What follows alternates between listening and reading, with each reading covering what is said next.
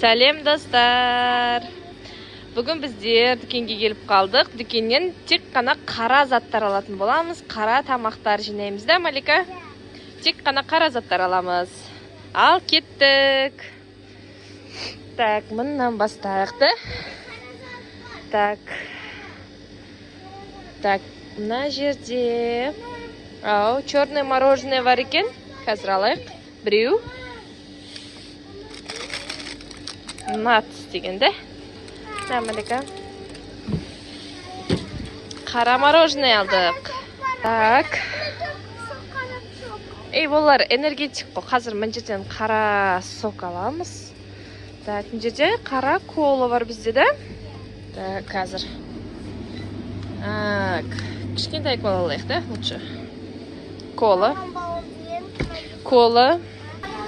Так, қазір, Малика, мына жерден біздер мынандай топ алайық. Молочный коктейль. Қараға ұқсайды енді. Қоңыр, темный қоңыр цветі. Осындай. Так, гастаға қараймыз. Қара заттар іздейміз. Қара тамақтар.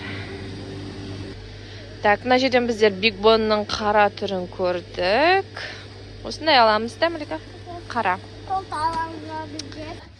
Так, мына жерде бізде қара чипсоны бар екен. С говядины, со специями деген. Так, сосын мынандай чипсы алайық. Жасыл, былай жаны қара. Двойной гамбургер. Дәмін көрейік. Так, мынандай бар, басы қаралау.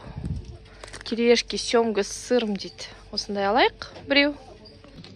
Так, Малика бізде бүгін мынандай 3900 тұрады екен. Конструктор Куромидің. Сондай алып жатыр. Да, Малика?